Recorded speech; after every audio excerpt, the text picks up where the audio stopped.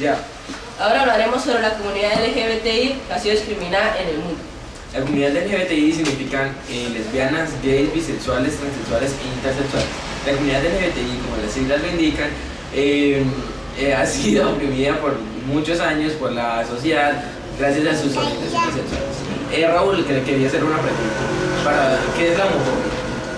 La homofobia es cuando las personas discriminan o rechazan a los homosexuales o a la comunidad LGBTI. Muy bien. ¿Y usted sabe cuáles son las familias homoparentales? Las familias homoparentales son las que están conformadas por papá y papá o mamá y mamá y sus hijos. Bueno, los de que no se comentar.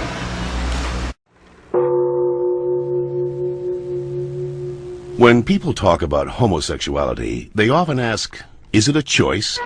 I heard it is. Hello, what's your name? Christian. Well, Christian, let's see what the latest science has to say. Oh, that. To help us, here are two gay people, George and Martha.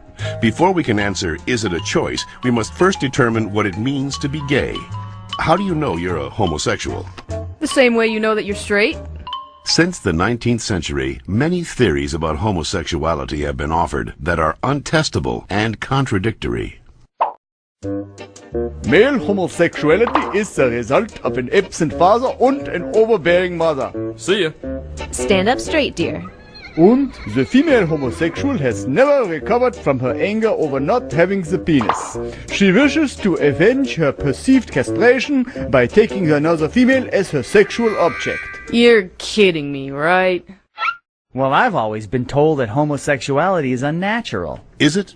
In fact, homosexual relations are common in nature, including zebras, baboons, dolphins, sheep, buffalo, ducks, foxes, elephants, horses, gorillas, moose, house cats, pigs, mice, rabbits, swans, and lions, to name a few.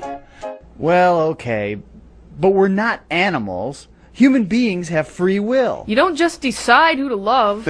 Settle down there, Martha. Christian does have a point, but let's take a look at the most recent scientific evidence. As they study sexual orientation, scientists are currently looking at three main areas: genes, hormones, and birth order. Of course, most of these studies focus only on male sexuality. Sorry, Martha. What a shock. Let's first look at studies of identical twins. Hi. When one identical twin is a gay man, the other twin is gay up to 70% of the time, far higher than would occur if genes played no role.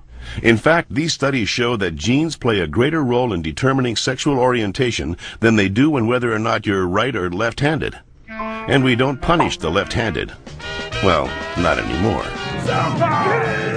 Let's get it! Scientists have recently noticed a striking statistical phenomenon.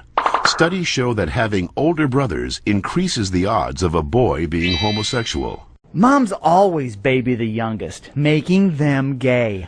No, that's not it. When a woman is pregnant with a boy, scientists are realizing that her female body often sees the male fetus as a foreign object and begins to produce antibodies against it. The more boys a woman has, the more adept her body becomes at feminizing the fetus, which may explain why with every successive boy, the odds that he will be gay go up significantly. All right, maybe you all accept it, but what about those people who started out gay and say they became straight by discovering God? What about ex-gay ministries? Even so-called ex-gay ministries don't claim to change a person's inner sexual desires, just his or her sexual conduct. We're still gay.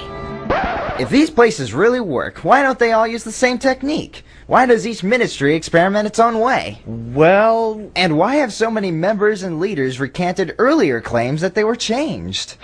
Maybe these programs don't work for everyone, but what's the harm? How about the feelings of shame and guilt they instill and reinforce in their victims? Or the money, energy, and time they sap from people who have nothing wrong with them? Says you. Well, in point of fact, not just George says that, Christian.